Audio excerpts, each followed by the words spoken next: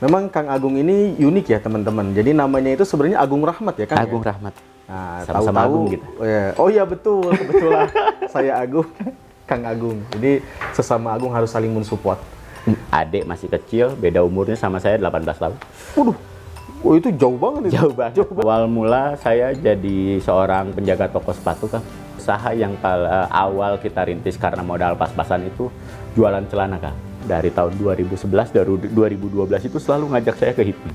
Kenapa saya ngajak saya ke HIPMI? Sayanya selalu nolak karena apa sih manfaatnya di HIPMI? Apa sih manfaatnya masuk HIPMI? Apa sih manfaatnya jadi anggota HIPMI? Saya pengen dikenal orang sebagai pengusaha Jawa Barat yang menasional. Yang kedepannya mungkin bisa jadi menteri Kang ya? Amin, amin, mudah-mudahan Karena perjalanan hidup. HIPMI ini singkatannya berubah Kang sekarang Kang. Bukan Himpunan Pengusaha Muda, Himpunan Para Menteri Indonesia. Amin, amin, amin, amin. Assalamualaikum warahmatullahi wabarakatuh. Alhamdulillahirrahmanirrahim. Assalatu ala nabi. Bersama saya Agung Prawoto.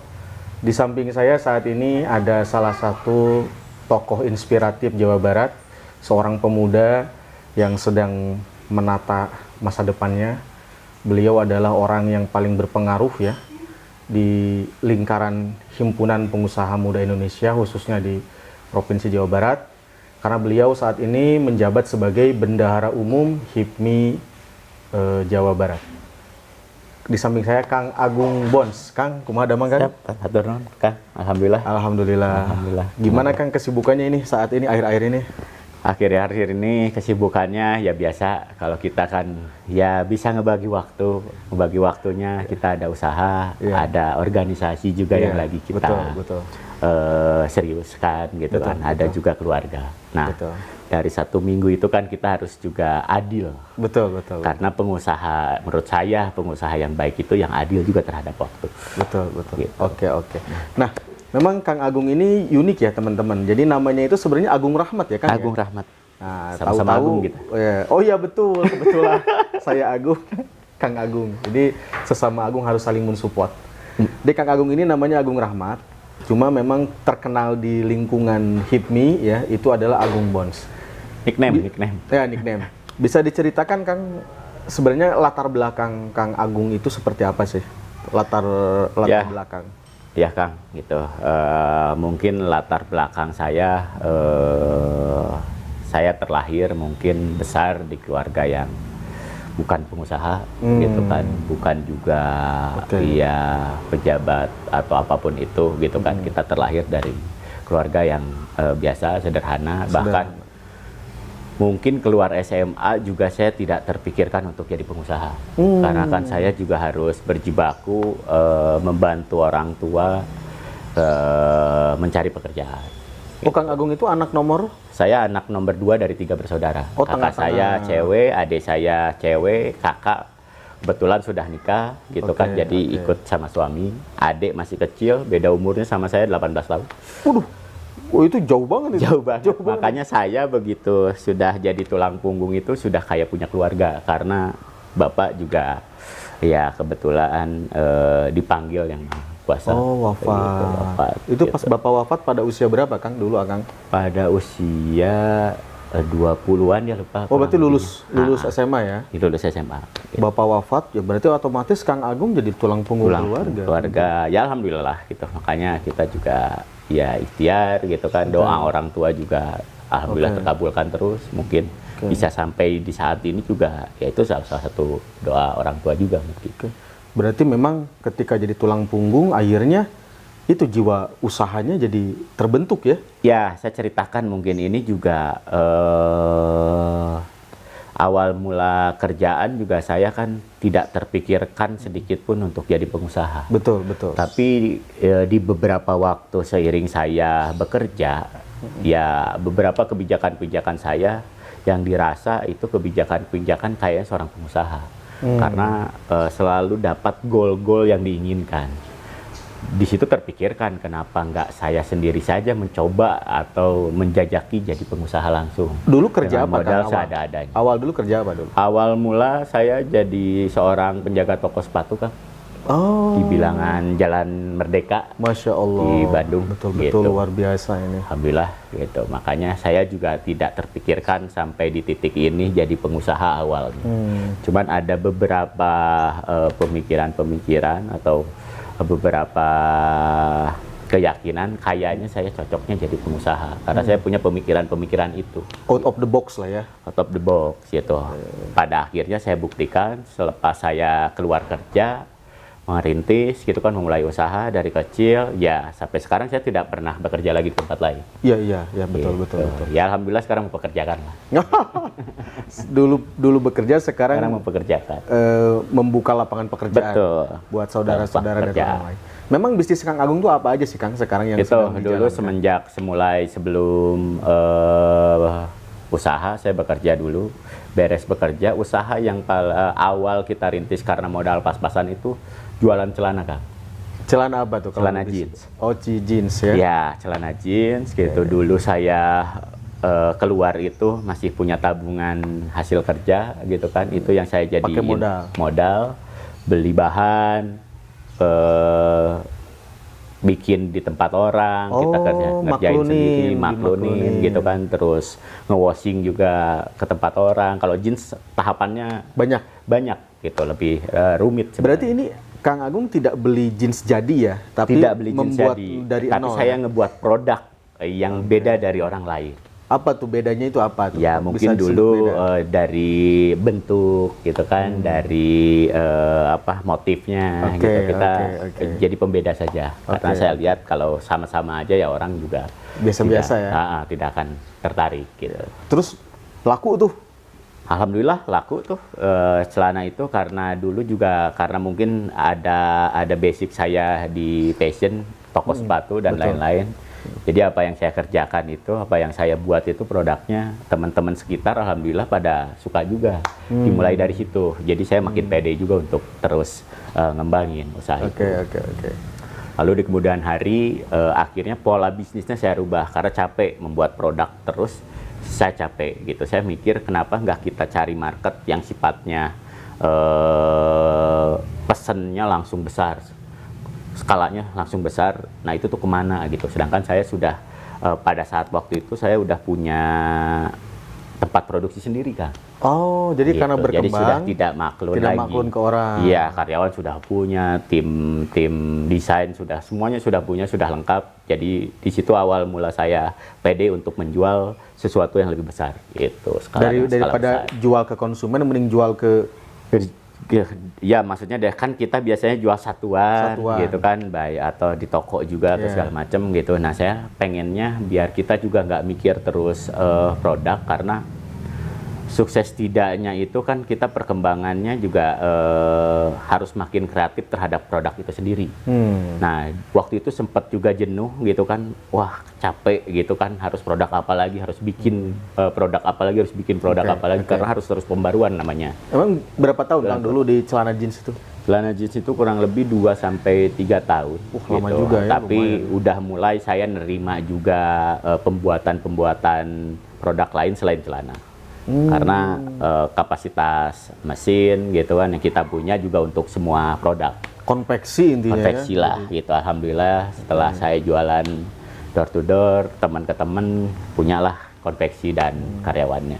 Setelah itu Kang, setelah konveksi akan Setelah ekspansi ke konveksi apa tuh? gini, ini juga agak unik. Dulu kan saya juga tidak pernah terpikirkan lagi untuk usaha yang lain.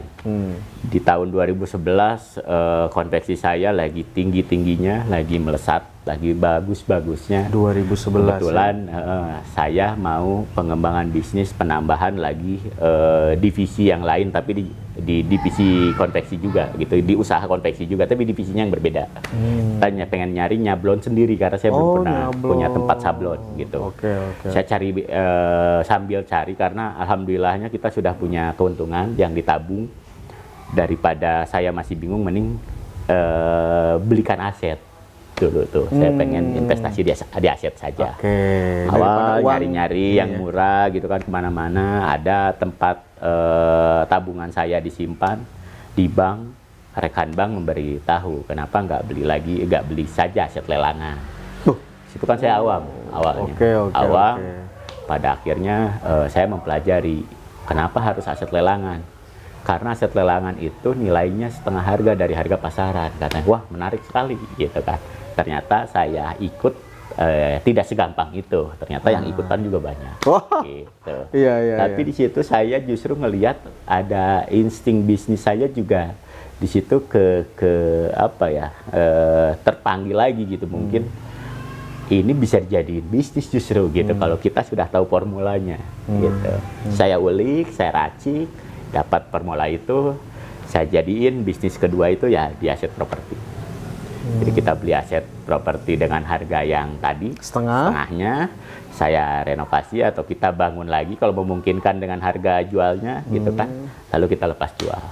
Nah ini enaknya yang waktu itu pada saat saya di bisnis properti itu, bisnis yang tidak perlu dijaga tiap hari atau di-maintain tiap hari. Betul. Kalau aset kan ya yang penting kita sudah pasarkan, tinggal tunggu saja yang beli. Iya. Gitu. Jadinya tetap masih bisa fokus di usaha utamanya.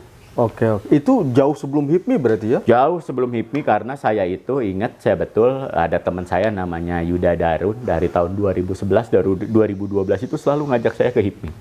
Kenapa saya ngajak saya ke HIPMI? Sayanya selalu nolak karena tolak ukur HIPMI ini menurut saya luar biasa. Saya malu kalau masih usahanya konveksi, Kang. Oh. Gitu dulu tuh makanya saya belum pede lah gitu dulu karena saya tahu dulu di HIPMI itu kan tolak ukurnya ada sosok Sandiaga Uno di umur 30-an udah jadi orang kaya gitu kan, orang sukses, punya apa aja gitu segala macam. Itu mungkin tolak ukurnya di situ. Oke. Pada akhirnya ya 2018 saya juga diajak lagi teman gitu ya. Teman itu juga kita tahu sama-sama usahanya gitu kan. Nah itu mulai pede mau ikut. Akhirnya saya gabung dengan HIPMI Kota Bandung lewat ada itu namanya Kang Pardi dulu Bendahara. Iya, Kang Pardi. Tuh. Berarti itu waktu zamannya Tum Surya ya? Tum Surya. Saya masuk di era kepemimpinan Tum Surya. Waktu itu di bagian apa, Kang? Saya di kompartemen aset kebetulan karena ya konveksi menurut saya kalau saya ngambilnya kompartemen yang bidangnya pakaian mungkin udah banyak di Kota Bandung. Iya. Jadi saya ngambil di kompartemen aset sama Tum Surya. Oke, berarti itu Akang waktu itu posisi konveksi jalan. Konveksi jalan. Properti jalan. Oke, luar biasa. Nah, sampai sekarang konveksi gimana, Kang ini? Konveksi alhamdulillah masih berjalan, cuman sudah diserahkan ke rekan. Jadi saya cuma sebagai komisaris saja di konveksi. Jadi sudah berjalan sesuai sistem lah ya? Sesuai sistem saja, karena kan konveksi kan juga naik turunnya luar biasa ya. Betul. Gitu kan. Makanya karena mungkin saya lebih fokus ke yang lagi saya kejar juga sih. Oke. Nah, properti sendiri tetap masih jalan ya? Properti sendiri tetap karena masih ada beberapa aset saya juga yang belum kejual gitu. Jadi ya kalau kita masih dapat aset yang bagus, terus punya modal yang bingung mau dikemanain, kenapa tidak? Kalau properti ini karena kan sepanjang orang mencari hunian kan pasti dibutuhkan sebenarnya. Betul. Asalkan jangan ada lagi krisis-krisis lainnya seperti kayak kemarin gitu kan, karena kehambat semuanya. Kan. Memang COVID ini kemarin sampai membuat orang banyak yang ngejual aset, Kang ya. Betul. Ya, tapi bos properti sebenarnya dengan COVID kemarin enak tuh bisa membeli aset dengan harga murah. Kayak saya, jadinya kita ini ngeluarin dana dipakainya untuk hal-hal yang seperti itu sifatnya yang tadi angkanya lagi jatuh turun. Di saat dana ini juga kalau kita sebutnya pengusaha ini uang dingin ini lagi santai kita beli. Ya ini ada ngerucut juga ke salah satunya saya punya tambang juga bagian dari COVID sebenarnya. Oh, nah betul. Nah sekarang Kang Agung kan juga bisnisnya itu sekarang ditambang, Kang ya. Nah itu sejak tahun berapa Kang tambang itu, Kang? Ya, saya ceritakan dulu ya, mungkin biar enak juga biar pada tahu keuntungan berHIPMI ini seperti apa. Oke, nah ini itu juga betul. ada bagian dari saya berHIPMI sebenarnya. Betul. Oh, gitu. Jadi tambang mah ini justru dari berHIPMI ya? Iya, dia peluang itu adanya dari saya semenjak memulai berHIPMI.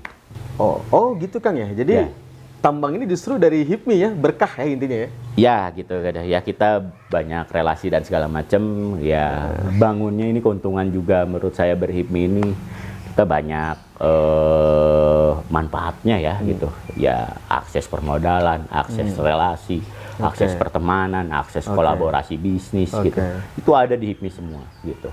Makanya ya pintar-pintarnya kita juga melihat peluang itu kan sebenarnya gitu. Tahun berapa itu Kang tambang mulainya kan? Tambang itu 2022. Jadi gini, sebelum ke tambang saya 2018 juga banyak kolaborasi bisnis dengan teman-teman HIPMI.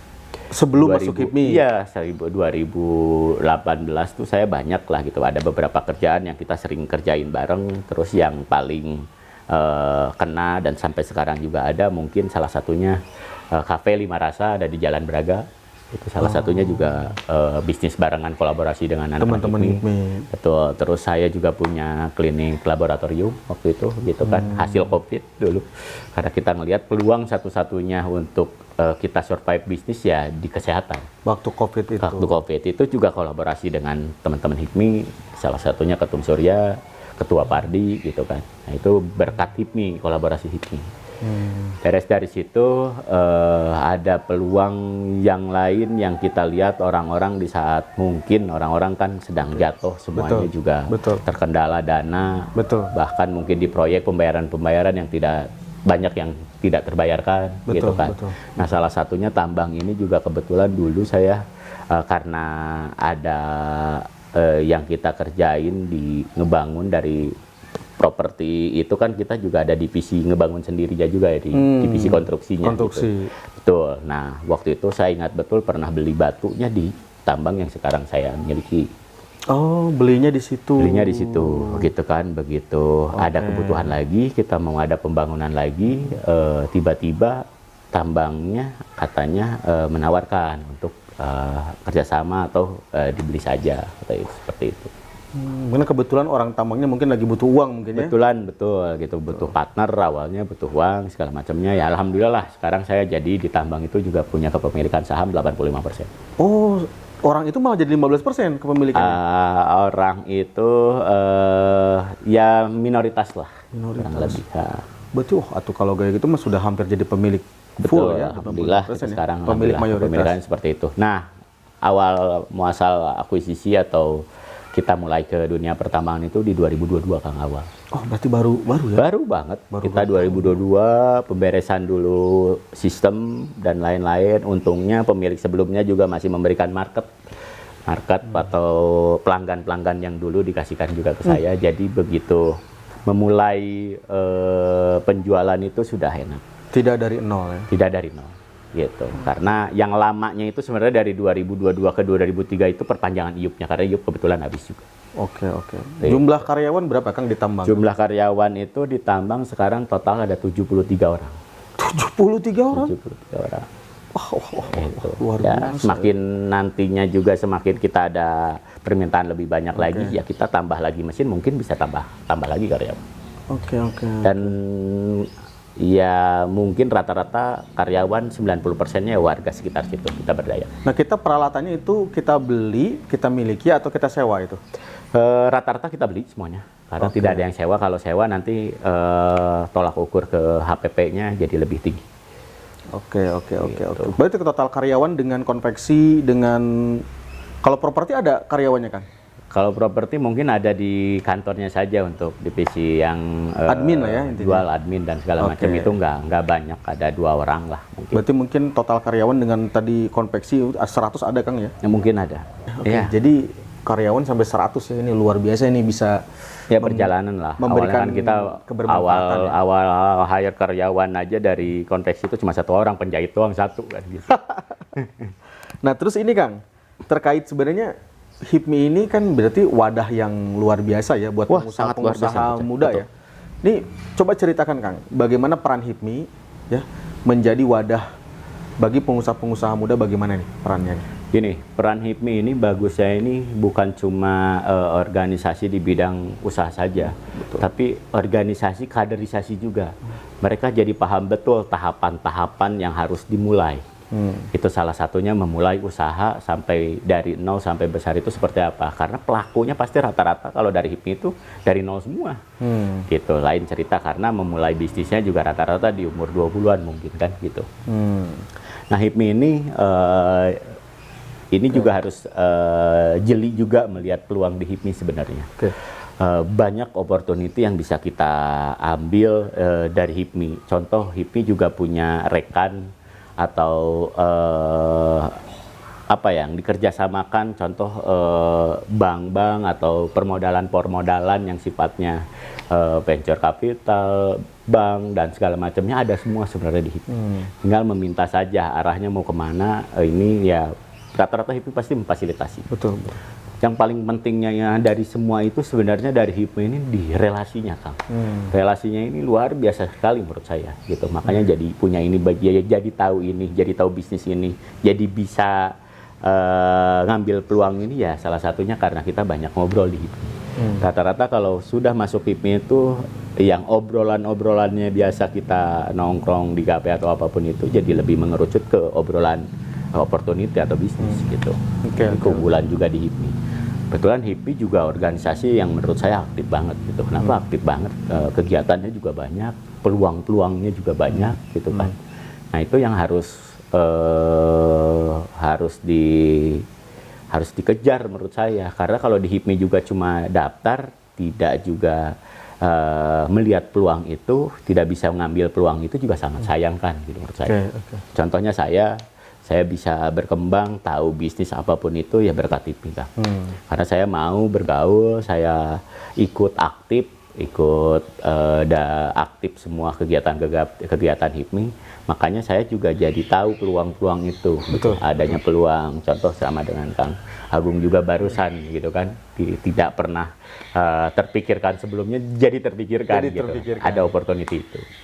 Gitu. Itu silaturahmi, the power of silaturahmi di HIPMI itu. Berarti benar-benar HIPMI jadi wadah yang bagus ya buat sangat bagus pendidikan dari para pengusaha-pengusaha muda. Nah ini Kang, HIPMI itu kan jenjangnya kan ada dari mulai HIPMI PT ya? Betul. Gitu. HIPMI PT, kemudian BPC, betul. Kemudian BPD, betul. Kemudian BPP gitu. Betul. Ya. Nah ini sistem pendidikannya gimana sih Kang? Pendidikan di HIPMI itu apakah pengkaderisasian mungkin ya?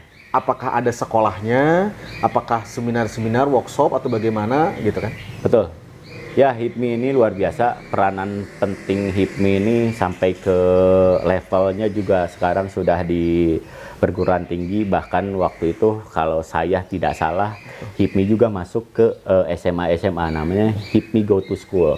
Oh iya, oke. Betul gitu. Nah itu tujuannya juga untuk mengkader, memotivasi supaya anak muda itu begitu lulus kuliah atau lulus sekolah itu mau jadi pengusaha kan. Gitu. Wadahnya banyak, pembekalannya juga di HIPMI banyak, gitu kan. Tadi ada pelatihan gitu kan. Mungkin bisa juga magang juga teman-teman HIPMI PT atau HIPMI Go to School itu magang di perusahaan-perusahaan yang diinisiasi pemiliknya anak-anak HIPMI itu sendiri Pak. Gitu. Jadi bisa belajar juga memulai bisnis. Terbuka lah intinya. Terbuka, sangat terbuka. Justru harus terbuka. Berarti itu kalau HIPMI Goes to School tidak ke mahasiswa ya, berarti ke anak SMA ya? Harusnya ya gitu. Cuman saya ini kalau tidak salah dulu pernah ada inisiasi atau ada program namanya HIPMI Go to School. Itu ke SMA. Cuman untuk yang saat ini yang sudah ada, yang sudah terbentuk ya HIPMI PT, HIPMI perguruan tinggi. Nah ini kan gini, kan ada nih orang nih masuk HIPMI itu memang dia sudah punya bisnis, tapi ada juga orang yang belum punya bisnis nih, pingin belajar bisnis di HIPMI. Nanti itu pembelajarannya gimana Kang? Nah, itu tadi bagaimana kata saya bisa sebenarnya langsung datang ke teman-teman pengurus atau anggota HIPMI tersebut. Yang utama, yang terpenting dia tahu mau usaha apa dulu. Oke, passionnya apa ya? Passionnya apa dulu. Karena kalau sembarang usaha juga ini yang kita harus ajarkan ke adik-adik supaya usaha itu kan yang terpenting fokus kan. Betul. Gitu. Nah fokusnya dulu yang kita ajarin dia mau kemana. Betul. Gitu. Baru setelah itu kita ajarin pengembangannya. Gitu. Nah tadi Akang berbicara tentang manfaat HIPMI tentang jaringan ya. Betul. Jaringan mana saja sih kira-kira yang bisa diakses HIPMI Kang? Jaringan HIPMI ini dari mulai lingkup kota sampai nasional Kang, karena sudah tidak bisa dipungkiri lagi banyak tokoh-tokoh nasional yang berkader di HIPMI, termasuk presiden kita sekarang juga Presiden Joko Widodo itu kader HIPMI Solo, gitu. Oke. Jadi relasinya itu berarti sudah menasional, gitu kan, ada di 34 provinsi. Di semua kota kabupaten itu jejaring HIPMI saya juga banyak kalau ke kota-kota lain yang saya cuma bisa tanyakan sebenarnya di teman-teman HIPMI itu sendiri. Nantinya juga ketemu, ngobrol lagi, banyak jejaring lagi tuh kebangun dengan nyebut kita bahwa kita anak HIPMI juga. Itu keunggulannya Kang, menurut saya. Berarti intinya kita jangan khawatir lah ya, jejaring di HIPMI itu tidak hanya tingkat lokal ya, tidak hanya tingkat regional, tapi sudah menasional intinya seperti gitu. itu. Senior HIPMI juga, ini ada yang uniknya juga. Senior HIPMI itu tidak pernah melupakan HIPMI. Walaupun mereka sudah pensiun dari HIPMI. Itu kuatnya HIPMI. Selalu mengayomi ya adik-adiknya. Selalu mengayomi. Makanya umurnya juga kan sekarang udah 52 tahun nih. Oke. Luar biasa. Nah, kemarin HIPMI kan Kang, kita usia 52 tanggal 10 Juni ya. Itu tepat usia 52 HIPMI ya. 52 tahun HIPMI ini sangat luar biasa. Ada hal yang ingin saya tanyakan juga Kang, terkait tadi jaringan, kemudian pendidikan, pengembangan. Nah ini salah satunya juga Kang, ada orang yang bisa bikin produk, tapi kadang-kadang dia sulit memasarkan. Apakah di HIPMI ada nggak jaringan atau dukungan pemasaran produk-produk seperti itu? Betul. Nah ini juga keunggulan lagi juga di HIPMI. Rata-rata di HIPMI di tingkatan BPC ini sekarang sudah membuat katalognya sendiri atau database itu sendiri. Minimal mau dipasarkan juga ke teman-teman HIPMI. Di luar itu juga kan kita bisa kolaborasi. Ada namanya pengusaha digital marketing. Betul. Ada pengusaha-pengusaha lain yang ada lingkup sangkut pautnya dengan usaha yang lagi mau dikembangkan. Betul. Itu enaknya di HIPMI kata saya tadi. Enaknya di HIPMI bisa berkolaborasi Kak. Gitu. Jadi hal yang tadinya bingung, hal yang tadinya tidak tahu apa segala macam, di HIPMI ada semua. Lumayan ya. Gitu. Itu makanya kalau kita pintar-pintar mencari opportunity peluang itu sebenarnya kita sajikan dulu ke teman-teman HIPMI juga itu udah pasti biasanya ada yang nyangkut. Betul.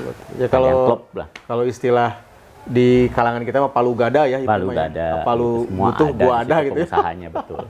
Semua ada di situ. Nah, terus gini Kang, ada orang nih, dia punya ide bagus, brilian ya, kemudian konsepnya menarik lah, tapi nggak punya modal. Permodalan di HIPMI mudah nggak kira-kira aksesnya? Sangat mudah. Justru di HIPMI ini apalagi pengusaha-pengusaha suksesnya, mereka itu kan pasti pengen ngejahit lagi usaha yang baru. Tinggal presentasi, pemaparan, menurut pengusaha HIPMI-nya juga yang mau nanti Ajak join ya? diajak join ini kan tinggal diyakinkan saja. Betul. Karena mereka pengalaman itu sudah punya. Kalau dirasa bisnisnya menarik dan menguntungkan, saya yakin itu tanpa kita harus mengajukan dulu ke bank, sama anak-anak HIPMI udah duluan gitu kan. Dimodalin duluan sama anak-anak HIPMI. Dan bank selain tadi investor dari teman-teman HIPMI ya, Betul. Dan bank juga kerjasama dengan HIPMI ya? Ada beberapa bank ya khususnya BUMN dan BUMD juga, kita sudah PKS juga dengan BJB untuk yang di Jawa Barat. Gitu, untuk bank-bank Himbara atau BUMN mungkin semua bank. Betul. Gitu. Nah, tadi saya menyambung apa yang disampaikan oleh Kang Agung perihal, saya masih malu nih mau gabung HIPMI karena usaha saya masih konveksi, masih UMKM misalnya. Betul. Nah, kira-kira nih peranan HIPMI untuk mendorong UMKM agar naik kelas bagaimana Kang? Betul, tadi awalnya saya juga kaget, saya tidak pernah tahu, makanya tadi tidak pede, tidak percaya diri untuk masuk HIPMI. Ternyata hal itu tuh di HIPMI justru membantu Kang. Membantu naik kelasnya itu HIPMI punya cara-cara tertentu supaya teman-teman jadinya bisa naik kelas. Contoh gitu, di HIPMI ini kan ada teman-teman yang biasa mengerjakan atau ngekolaborasikan dengan pemodal-pemodal, pendana-pendana gitu kan. Kalau dirasa tadi presentasinya baik, produknya baik, meyakinkan, itu dengan sendirinya juga pasti naik kelas dengan digabungkannya dengan pemodal yang ada di HIPMI sendiri gitu kan. Walaupun tidak dengan anak-anak HIPMI sendiri, HIPMI bisa mengkolaborasikan dengan contoh permodalan di luar bank, ada namanya venture capital, ada ya bagusnya sih dengan bank sendiri itu juga bisa kita yakinkan gitu. Tapi saya yakin kalau idenya bagus, idenya menarik, dan itu sangat menjanjikan, itu anak HIPMI sendiri pasti mau ngeluarin permodalan itu. Gitu. Nggak usah lewat bank ya? Nggak usah lewat bank. Ya, intinya HIPMI ini tidak hanya eksklusif orang-orang yang bisnisnya menengah ke atas ya? Tidak, Tapi justru ternyata saya juga menengah ke dulu bawah persepsi saya juga salah. Oke, Ternyata semua kalangan orang belajar pun ya ini tugasnya HIPMI karena HIPMI ini tempatnya orang belajar. betul, betul. Gitu. Nah, kemudian Kang, terkait kebijakan-kebijakan pemerintah nih, terkait perekonomian. Ini HIPMI, peran HIPMI bagaimana sih? HIPMI ini juga salah satunya yang ikut berpartisipasi atau ikut berperan penting sama pemerintah sekarang karena salah satunya juga memberikan penambahan jumlah pengusaha nasional dari HIPMI. Itu peranan-peranan UMKM dan segala macamnya juga itu ada di HIPMI semua, Kang. Gitu, maksudnya. Jadi menurut saya dengan kemajuannya ekonomi di negara ini juga ada peranan penting HIPMI juga di situ. Ya, intinya mungkin HIPMI tadi berkontribusi ya dalam meningkatkan dalam hal apapun. Taraf perekonomian warganya. Betul. Nah, kemudian apa yang menjadi harapan dari Kang Agung sendiri sebagai Kang Agung sebagai pribadi terkait kerjasama antara HIPMI dan pemerintah? Harapannya apa, Kang?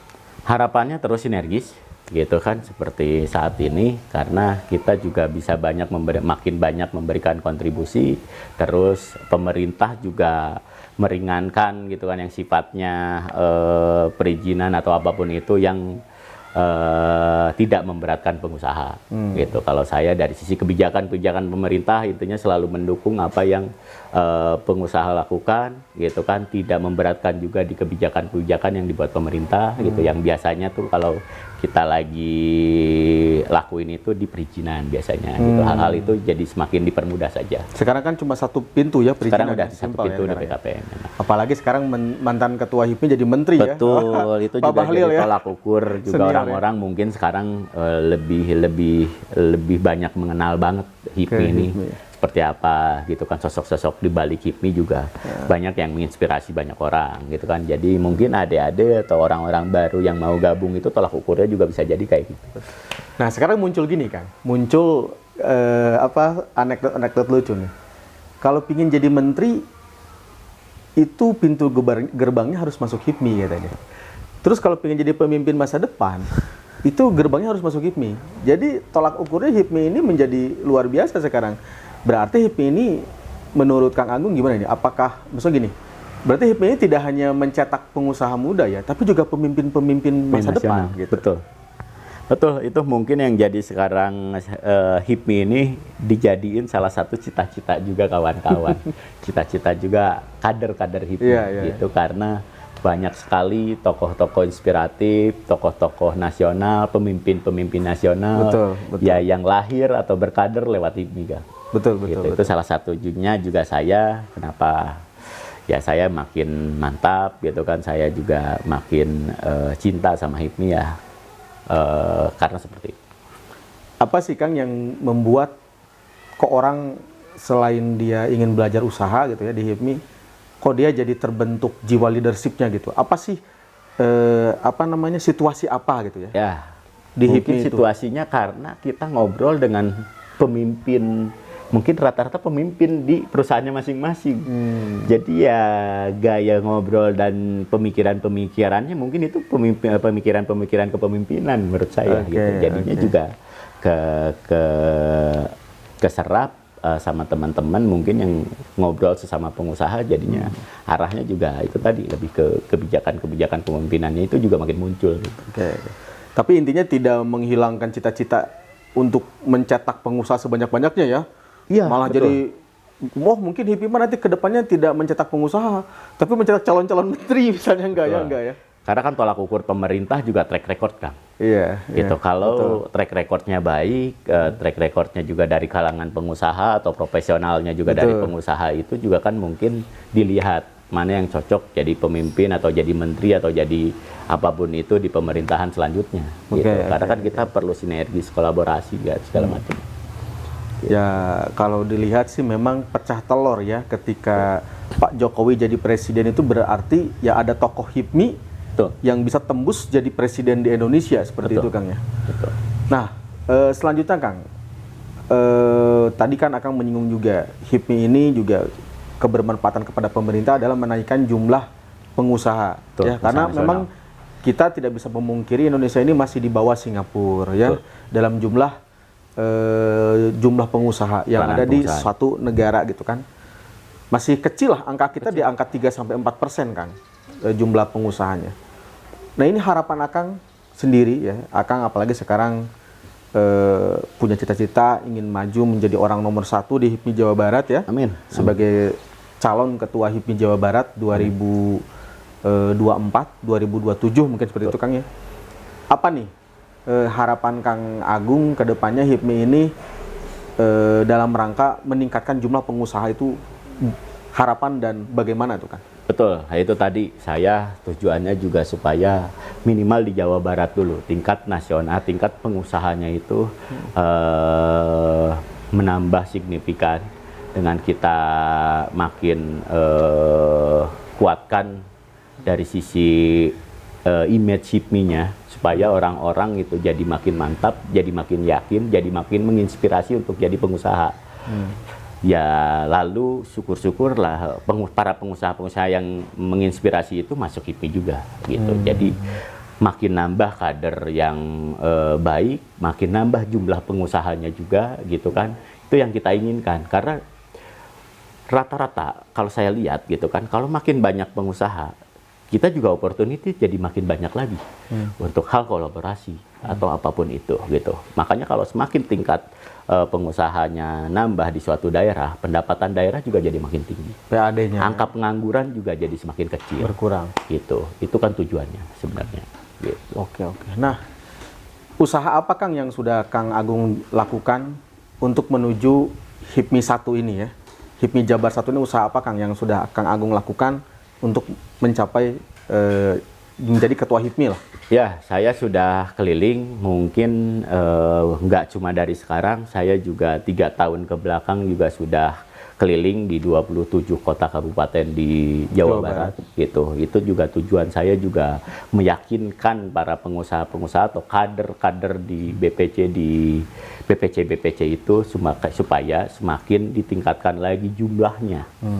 Karena dengan sendirinya saya juga tolak ukurnya juga saya di Kota Bandung, semakin banyak pengusahanya atau semakin banyak kader HIPMI-nya, tingkat kolaborasi atau keuntungan juga di satu daerah atau satu BPC juga makin tambah.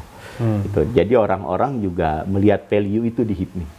Gitu kan. Mungkin ya dulu banyak saya juga kadang bertanya-tanya juga gitu, apa sih manfaatnya di HIPMI? Apa sih manfaatnya masuk HIPMI? Apa sih manfaatnya jadi anggota HIPMI?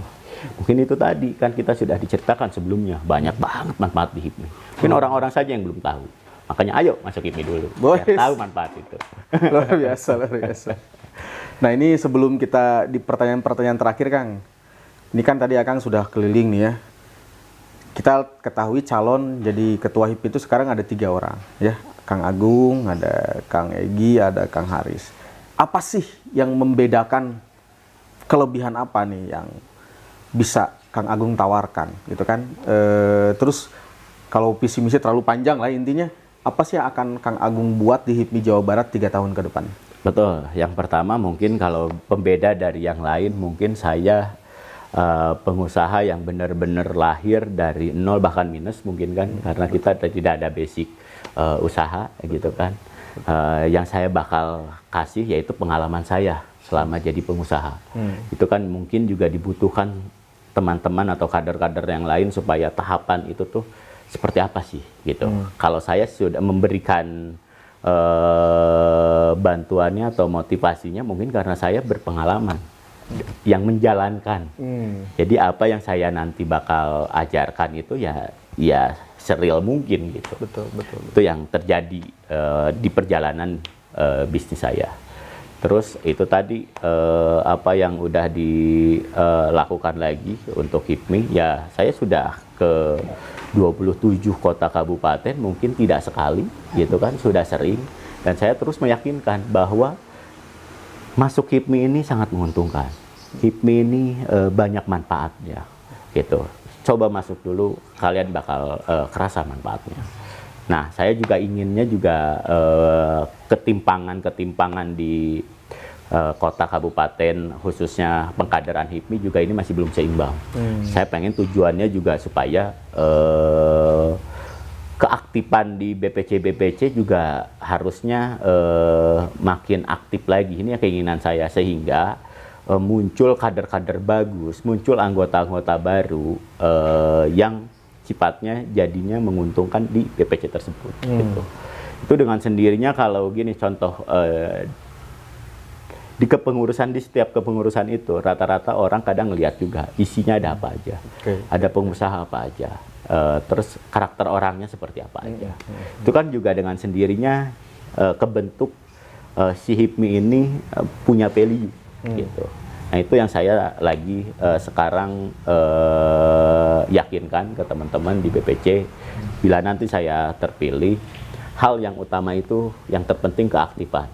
Dulunya juga kalau sifatnya dulu acara-acara di Jawa Barat itu Bandung sentris atau kota-kota besar, nanti mungkin saya bakal beralih polanya. Beralih ke bikin acara di BPC-BPC yang keaktifannya kurang. Gitu. Kan itu pendanaan gitu kan, mungkin IO-nya dan penggeraknya, SCOC-nya itu kan ada di Jawa Barat. Jadi sebenarnya BPC juga tidak dirugikan, bahkan diuntungkan dengan acara skala Jawa Barat, menghadirkan tokoh-tokoh nasional, mungkin jadi dilirik di sekitar pengusaha-pengusaha di daerah tersebut. Betul. Bahkan pemerintah juga jadi makin notice gitu kan. Luar biasa HIPMI sampai bikin acara di daerah tersebut sebesar itu. Gitu. Berarti ini polanya kayak pola Presiden Jokowi ya, membangun Indonesia itu dari desa-desa, dari pedalaman-pedalaman, dari Papua, Kalimantan, tidak hanya Jawa sentris lah ya. Kalau tadi Kang Agung bilang tidak hanya Bandung sentris atau kota-kota besar di Jawa Barat. Wah luar biasa ini Kang Agung. Sebenarnya masih banyak hal yang ingin saya tanyakan, ingin saya gali dari sosok Kang Agung ini, tapi waktu mungkin yang membatasi kita. Insya Allah Kang, lain kesempatan kita bisa sharing-sharing kembali.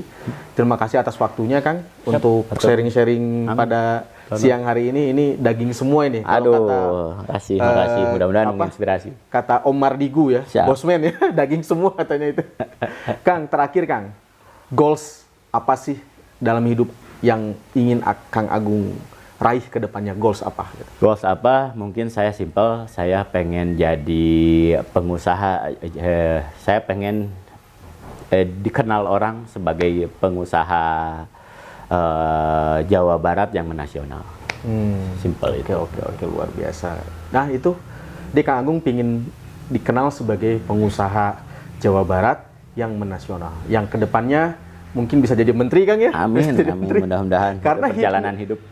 HIPMI ini singkatannya berubah Kang sekarang Kang. Bukan Himpunan Pengusaha Muda, Himpunan Para Menteri Indonesia. Amin. Baik teman-teman semua, itu saja yang bisa saya ketengahkan dari narasumber kita yang luar biasa ini. Kita doakan Kang Agung Rahmat dengan apa yang diinginkannya, diceritakannya dalam jangka waktu dekat mencalonkan sebagai Ketua HIPMI Jawa Barat, dikabul oleh Allah Subhanahu wa Ta'ala. Baik, itu saja. Mohon maaf apabila ada kekurangan dan kesalahan. Kita bertemu lagi di lain kesempatan di acara ngopi, ngobrol penuh inspirasi. Sekian. Wal-afu minkum, wallahul muwafiq ila aqwamit thoriq. Wassalamualaikum warahmatullahi wabarakatuh. Kang. Oke, non pisan. Udah beres ya. Karena kan kalau podcast kayak gini ya, maksudnya